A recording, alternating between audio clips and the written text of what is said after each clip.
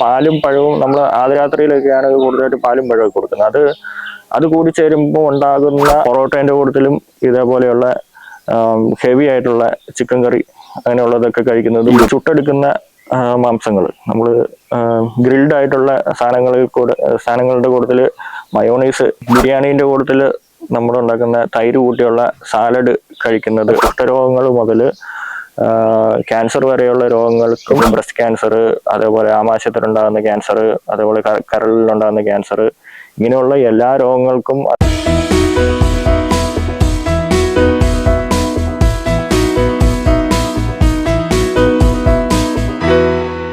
നമസ്കാരം, ഞാൻ doctor Don. ഞാൻ ആലക്കോട് ജീവധാര ആയുർവേദ സിദ്ധ കളരി മർമ്മ ചികിത്സാലയം എന്ന സ്ഥാപനം നടത്തി വരുന്നു. ഞാനൊരു ആയുർവേദ ഡോക്ടറും അതേപോലെ കളരി ഗുരുക്കളും കൂടിയാണ്. വർഷങ്ങളായിട്ട് ഈ ആലക്കോട് മേഖലയിൽ പ്രവർത്തിച്ചു വരുന്ന ഒരാളാണ്. വിരുദ്ധാഹാരം എന്ന് പറയുന്നത് പല രീതിയിൽ നമ്മുടെ ആചാര്യന്മാർ പറഞ്ഞു വെച്ചിട്ടുണ്ട്. അത് ദേശവിരുദ്ധം എന്ന് പറഞ്ഞാൽ നമ്മുടെ ഈ ദേശത്ത് എന്താണ് വിരുദ്ധം, ഇവിടെ വിരുദ്ധമായിട്ടുള്ള ഒരു സാധനം അമേരിക്കയിൽ പോയാൽ അവിടുത്തെ ക്ലൈമറ്റിന് അത് വിരുദ്ധം ആകണമെന്നില്ല. അതിന് ദേശവിരുദ്ധം എന്ന് പറയും. പിന്നെ കാലവിരുദ്ധം, നമ്മൾ ഏത് ഋതുവിലാണ് നിൽക്കുന്നതിനനുസരിച്ച് കാലവിരുദ്ധം എന്ന് പറയും. പിന്നെ യോഗവിരുദ്ധം, രണ്ട് സാധനങ്ങൾ തമ്മിൽ നമ്മൾ കുക്ക് ചെയ്യുമ്പോൾ രണ്ട് സാധനങ്ങൾ തമ്മിൽ കൂടിച്ചേരുന്ന അതിൻ്റെ മിശ്രിതം അനുസരിച്ച് അതിന് വിരുദ്ധം വരും. ഈ വിരുദ്ധം എന്ന് പറയുന്നത് നമ്മൾ ഉപയോഗിക്കുന്ന ഭക്ഷണത്തിൻ്റെ, അത് ഭക്ഷണമാണെന്നില്ല, എന്തും ആകാം, നമ്മൾ ഇരിക്കുന്ന വസ്ത്രവും എന്തും ആകാം ഇത് വിരുദ്ധമായിട്ട്. ഇപ്പോൾ നല്ല തണുപ്പുള്ള കാലത്ത് നമ്മൾ വളരെ നേർത്തതായിട്ടുള്ള വസ്ത്രം ധരിച്ചുകൊണ്ടിരുന്ന അത് വിരുദ്ധമാണ്. അതുപോലെ നല്ല ചൂടുള്ള സമയത്ത് വളരെ വൂളൻ ആയിട്ടുള്ള നല്ല കമ്പിളി പോലത്തെ വസ്ത്രം ധരിച്ചുകൊണ്ടിരുന്ന അതും വിരുദ്ധമാണ്. അങ്ങനെ എല്ലാ സാധനത്തിനും വിരുദ്ധമുണ്ട്. നമ്മുടെ ഭക്ഷണത്തിൽ വിരുദ്ധമായിട്ട് വരുന്ന സാധനത്തിനെ ആണ് നമ്മൾ മെയിനായിട്ട് ആയുർവേദത്തിൽ വിരുദ്ധം എന്ന് പറയുന്നത്. നമ്മൾ പല രീതിയിലാണ് ഇത് വിരുദ്ധം വരുന്നത്. നമ്മൾ കുക്ക് ചെയ്യുന്ന സമയത്ത്, നമ്മളിത് പ്രോസസ്സിങ് ചെയ്യുന്ന സമയത്ത്, അല്ലെങ്കിൽ അടുക്കളയിലാണ് ആദ്യത്തെ വിരുദ്ധം തുടങ്ങുന്നത്. നമ്മൾ ഇപ്പോൾ ഒരു ചിക്കൻ കറി വെക്കുവാണെങ്കിൽ ആ ചിക്കൻ കറിക്കകത്തോട്ട് വിനാഗിരി ഒഴിക്കും, വിനാഗിരിൻ്റെ കൂടെ തൈര് ഒഴിക്കും, അതിൻ്റെ അകത്തോട്ട് പഞ്ചസാര ഇടും, അതിൻ്റെ അകത്തോട്ട് വേറെ കുറേ എസൻസ് ചേർക്കും. ഇങ്ങനെ പല രീതിയിലുള്ള മിക്സിങ് വരുമ്പം അതിൻ്റെ മോളിക്കുലാർ ലെവലിൽ അല്ലെങ്കിൽ അതിൻ്റെ ആറ്റത്തിൻ്റെ ലെവലിലും അതിൻ്റെ വിരുദ്ധങ്ങൾ ഉണ്ടായി വരുന്നുണ്ട്. എന്ന് വെച്ചാൽ അതിന് പല രീതിയിലുള്ള കെമിക്കൽ ചേഞ്ചസ് ഉണ്ടായിട്ട് അവിടെ ഒരു പ്രത്യേകതരം കണിക ഫോമായിട്ട് വരുന്നുണ്ട്. അത് ഒരു വിഷം എന്ന രീതിയിൽ നമ്മുടെ ശരീരത്ത് ആക്ട് ചെയ്യും. ഉദാഹരണമായി നമ്മൾ മീനിൻ്റെ കൂട്ടത്തിൽ തൈര് കഴിക്കുമ്പം അത് നമ്മുടെ ആമാശയത്തിലെത്തും. അവിടുന്ന് പാൻക്രിയാസിൽ നിന്ന് വരുന്ന ജ്യൂസുകളുണ്ട്, അതേപോലെ ലിവറിൽ നിന്ന് വരുന്ന ജ്യൂസുകളുണ്ട്, ഹൈഡ്രോക്ലോറിക് ആസിഡ് ഉണ്ട്. ഇങ്ങനെ പലതരം നമ്മുടെ പാചകത്തിന് സഹായിക്കുന്ന പാചകപിത്തം എന്ന് പറയുന്ന സെക്രീഷൻ ഉണ്ട് നമ്മുടെ വയറിൽ നിന്നുണ്ടാകുന്നത്. അതെല്ലാം കൂടെ കൂടിച്ചേരുമ്പം അവിടെ ഒരു ഓക്സിജൻ കണിക സെപ്പറേറ്റ് ആകും നമ്മുടെ വയറിൻ്റെ ഉള്ളിൽ. ഇത് സൂക്ഷ്മത്തിൽ എന്ന് വെച്ചാൽ കണാദൻ്റെ ഒക്കെ ഒരു ഇത് വെച്ച് പറയുകയാണെങ്കിൽ അണു, രണു, മർമാണു, കർഷാണു എന്നൊക്കെ പറയുന്ന അളവിൽ ഏറ്റവും ബേസിക് ആയിട്ട് നമ്മുടെ കോശങ്ങളുടെ ഉള്ളിൽ ആറ്റത്തിൻ്റെ ലെവലിൽ നടക്കുന്ന ഒരു കെമിക്കൽ റിയാക്ഷനാണ്. അപ്പം അവിടെ ഒരു ഓക്സിജൻ മോളിക്യൂൾ സെപ്പറേറ്റ് ആകും. അതിനെ നമ്മൾ നേസൻ്റ് ഓക്സിജൻ എന്ന് പറയും. ഈ നേസൻ്റ് ഓക്സിജൻ ഒന്നല്ലായിരിക്കും ഫോം ആവുന്നത്. ഇതേപോലത്തെ ഒരു മിക്സിങ് നമ്മുടെ ശരീരത്തിൻ്റെ ഉള്ളിൽ നടക്കുമ്പോൾ അല്ലെങ്കിൽ വയറിൻ്റെ ഉള്ളിൽ നടക്കുമ്പോൾ കോടിക്കണക്കിന് ഓക്സിജൻ മോളിക്യൂൾസ് ആകും ഇങ്ങനെ ചേഞ്ച് ആവുക. അപ്പോൾ ഇങ്ങനെ നേസൻ്റ് ആയിട്ട് നിൽക്കുന്ന അല്ലെങ്കിൽ ഇൻഡിവിജ്വൽ ആയിട്ട് നിൽക്കുന്ന ഒരു ഓക്സിജൻ കണിക നമ്മുടെ ശരീരത്തുള്ള വേറെ ഒരു ഓക്സിജന് ഇൻഡിവിജ്വൽ ആയിട്ട് നിൽക്കാൻ പറ്റൂല, O2 ആയിട്ട് നിൽക്കാൻ പറ്റുള്ളൂ. സ്റ്റേബിളായിട്ട് ഒരു പ്രപഞ്ചത്തിൽ നിൽക്കണമെങ്കിൽ അത് O2 ആയിട്ട് നിൽക്കുകയുള്ളൂ. അപ്പം അങ്ങനെയുള്ള ഒരു അവസ്ഥയിൽ ഈ ഓക്സിജൻ കണിക സിംഗിളായിട്ട് നിൽക്കുമ്പം അത് വേറെ ഒരു ഓക്സിജനെ അട്രാക്ട് ചെയ്യാനുള്ള ചാൻസ് ഉണ്ട്.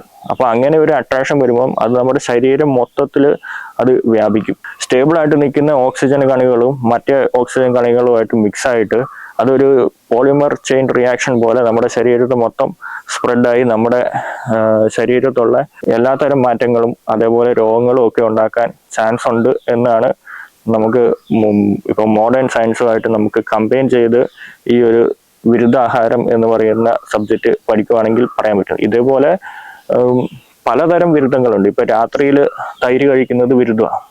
രാത്രി കിടക്കുന്നതിന് മുമ്പായിട്ട് രാത്രിയിൽ തൈര് കഴിക്കുന്നത് വിരുദ്ധമാണ്.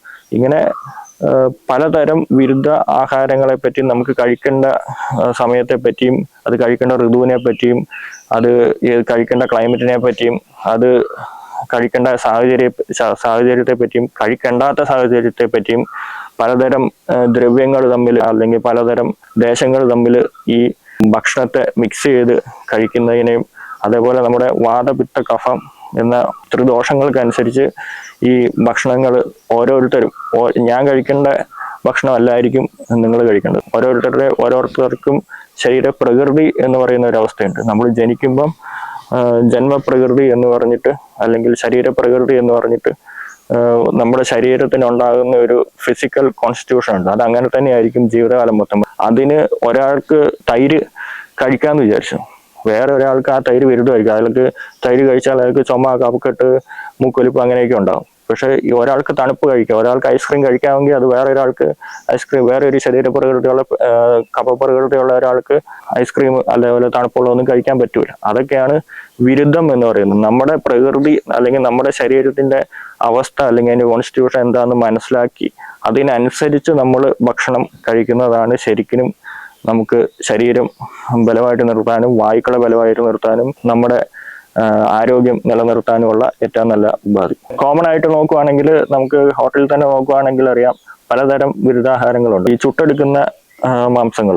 നമ്മൾ ഗ്രിൽഡ് ആയിട്ടുള്ള സാധനങ്ങളുടെ കൂട്ടത്തിൽ മയോണൈസ് കഴിക്കുന്നത് ഒരു ബിരുദമായിട്ട് നമുക്ക് പറയാൻ പറ്റും. പൊറോട്ടേൻ്റെ കൂട്ടത്തിലും ഇതേപോലെയുള്ള ഹെവി ആയിട്ടുള്ള ചിക്കൻ കറി അങ്ങനെയുള്ളതൊക്കെ കഴിക്കുന്നതും ബിരുദമായിട്ട് പറയും. ഇത് രണ്ടും നമ്മുടെ ശരീരത്തിൽ, പൊറോട്ടയും ചിക്കൻ കറിയും കൂടുതൽ കഴിച്ചാൽ നമ്മുടെ ശരീരത്തിൽ ഉള്ള ജലാംശം വളരെ വളരെ കുറഞ്ഞു പോകുന്നതായിട്ട് കാണാൻ പറ്റും.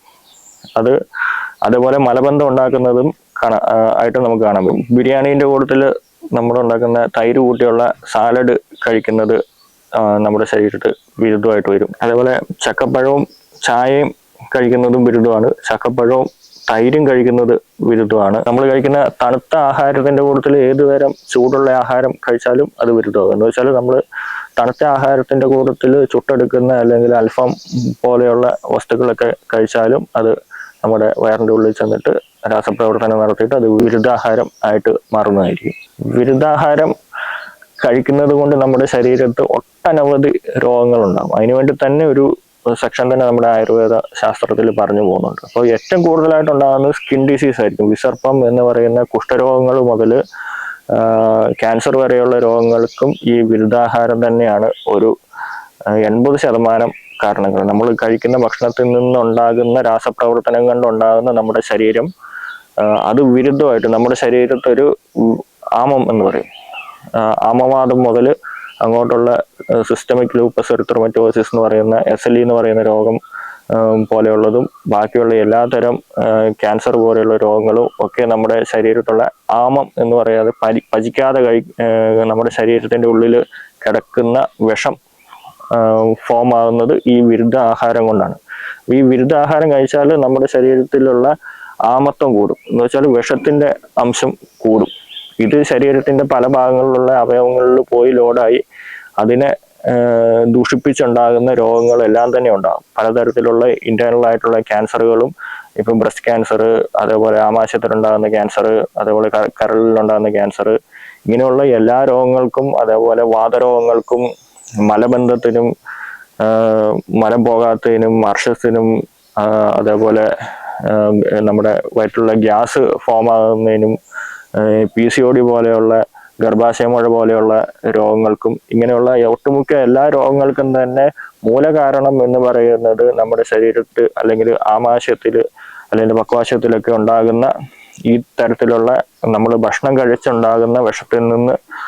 നമ്മൾ വിചാരിക്കും നല്ല നല്ല ഹോട്ടലിൽ നിന്ന് നല്ല അടിപൊളി ഭക്ഷണമാണല്ലോ കഴിക്കുന്നതെന്ന് നമ്മൾ ചിന്തിക്കും. പക്ഷെ അത് നമ്മൾ ആയുർവേദ ശാസ്ത്രം വെച്ച് നോക്കുമ്പോൾ എങ്ങനെയുള്ള ഭക്ഷണമാണ് നമ്മൾ കഴിക്കുന്നത് എന്നതിൻ്റെ മിക്സിംഗ് അനുസരിച്ച് അതിൻ്റെ വിഷം അല്ലെങ്കിൽ അതിൻ്റെ നെഗറ്റീവ് ക്വാളിറ്റി അല്ലെങ്കിൽ അതിൻ്റെ രജോ ഗുണം കൂടി അത് നമ്മുടെ ശരീരത്തിൽ വിഷമായിട്ട് ആമമായിട്ട് പ്രവർത്തിച്ച് അതിൽ നിന്നാണ് എല്ലാ രോഗങ്ങളും ഉണ്ടാകുന്നത്. നമ്മളിപ്പോൾ പറയുന്ന ഷുഗർ, പ്രഷർ, കൊളസ്ട്രോള്, വെരിക്കോസിൻ്റെ പ്രശ്നങ്ങൾ, ആമവാദങ്ങൾ, അതേപോലെ സ്കിന്നിലുണ്ടാകുന്ന കണ്ടീഷനുകൾ, ഡാൻഡ്രഫ്, ഇങ്ങനെയുള്ള എല്ലാ രോഗങ്ങളും ഉണ്ടാകുന്നത് ചെറു മുതൽ വലുത് വരെയുള്ള അഗസ്ത്യമുനി പറയും 4448 രോഗങ്ങളുണ്ടെന്ന് പറയും. ഇത്രയും ഈ 4448 രോഗങ്ങൾക്കും മൂല കാരണമായിട്ട് നിൽക്കുന്നത് നമ്മൾ കഴിക്കുന്ന ഭക്ഷണവും അതിൽ നിന്നുണ്ടാകുന്ന ഈ വിരുദ്ധാഹാരങ്ങളിൽ നിന്നുണ്ടാകുന്ന ആമം എന്ന് പറയുന്ന വിഷവും ആണ് നമ്മുടെ എല്ലാ രോഗങ്ങളുടെയും കാരണം. നമുക്ക് 6 രുചികളാണ് ആയുർവേദത്തിൽ പറയുന്നത്. മധുര, അമല, ലവണ, കടുതിക്ത, കഷായം എന്ന് പറയുന്ന 6 തരം രുചികളാണ് നമുക്ക് പറയുന്നത്. ഇതിനകത്ത് ഏത് രുചികൾ തമ്മിൽ മിക്സ് ആയാലാണ് അത് വിരുദ്ധമാകുക എന്നുള്ള പഠനങ്ങളുണ്ട്. അപ്പൊ ആ പഠനങ്ങൾ നമ്മൾ ആചാര്യന്മാരിൽ നിന്നോ ഗ്രന്ഥങ്ങളിൽ നിന്നോ പഠിച്ച് ആയുർവേദ ശാസ്ത്രം എന്താണ് എന്ന് മനസ്സിലാക്കും. അതിലത് അതൊരു സ്യൂഡോ സയൻസ് ആയിട്ട് കണ്ട് നമ്മൾ മുന്നോട്ട് പോകുമ്പോഴാണ് പലരും ആയുർവേദത്തിനൊക്കെ തള്ളി പറഞ്ഞ് എന്ത് വേണമെങ്കിലും കഴിക്കാം, എന്ത് വേണമെങ്കിലും തിന്നാന്നുള്ള ഒരു കൺസെപ്റ്റിലേക്ക് വരുന്നത്. നമ്മുടെ ആരോഗ്യം എങ്ങനെയാണ് നിലനിൽക്കുന്നത് എന്നുള്ളത് നമ്മൾ കഴിക്കുന്നതും നമുക്ക് കിട്ടുന്ന ഭക്ഷണത്തിന്റെ ഇതും അനുസരിച്ചാണ് ഇരിക്കുന്നത്. എല്ലാ രുചികളും എല്ലാ ഭക്ഷണ സാധനങ്ങളും നല്ലതാണ്, പക്ഷെ അതിന്റെ മിക്സിംഗ് ആണ് പ്രശ്നം വരുന്നത്. ഇപ്പൊ അച്ചാറൊക്കെ കഴിക്കാമെന്ന് വെച്ചാൽ അച്ചാറ് കഴിക്കാം, പക്ഷെ അത് കഴിക്കേണ്ടാത്ത ആൾക്കാരും ഉണ്ട്, അത് കഴിക്കാൻ പറ്റുന്ന അവസ്ഥയുണ്ട്. അത് അതിന്റെ ക്വാണ്ടിറ്റി അനുസരിച്ച് അത് കൂടുതൽ കഴിക്കുന്നവർക്ക് പ്രശ്നമാണ്, കുറച്ച് കഴിക്കുന്നവർക്ക് പ്രശ്നമില്ല. അപ്പൊ അത് ഏത് രീതിയിൽ, ഏത് കാലഘട്ടത്തിൽ, ഏത് സാഹചര്യത്തിൽ എങ്ങനെ കഴിക്കാം എന്നുള്ളതാണ് അതിന് പ്രധാനം. വിരുദ്ധാഹാരത്തിന്റെ പേരിൽ ഏറ്റവും തെറ്റിദ്ധരിക്കപ്പെടുന്ന ഒരു സാധനമാണ് പാലും പഴവും ഉപയോഗിക്കാമെന്ന് കുറെ പേര് ചോദിക്കുന്നുണ്ട്. അപ്പം അതിനുള്ള ഉത്തരം എന്ന് പറഞ്ഞാൽ പാലും പഴവും നമ്മൾ ആദ്യരാത്രിയിലൊക്കെയാണ് കൂടുതലായിട്ട് പാലും പഴവും കൊടുക്കുന്നത്. അത് കൂടി ചേരുമ്പോൾ ഉണ്ടാകുന്ന മോളിക്യൂളിൽ നിന്നാണ് നമുക്ക് നമ്മുടെ ഹോർമോൺസിനെ സെക്രേറ്റ് ചെയ്യുന്നത്. അത് നമ്മുടെ സെക്സ് ഹോർമോണാണ് കൂടുതലായിട്ട് ഉത്തേജിപ്പിക്കപ്പെടുന്നത്. നമ്മുടെ ലൈംഗികമായിട്ടുള്ള ചിന്തകളെയും അതിൻ്റെ ശരീരത്തിന്റെ ബലത്തെയൊക്കെയാണ് ഈ പാലും പഴവും നമ്മൾ കഴിക്കുമ്പോൾ ഉണ്ടാകുന്നത്. അതുകൊണ്ടാണ് നമ്മൾ പാലും പഴവും കൂടുതൽ ഈ ആദ്യരാത്രിക്കൊക്കെ കൊടുക്കുന്നതിൻ്റെ കാരണം.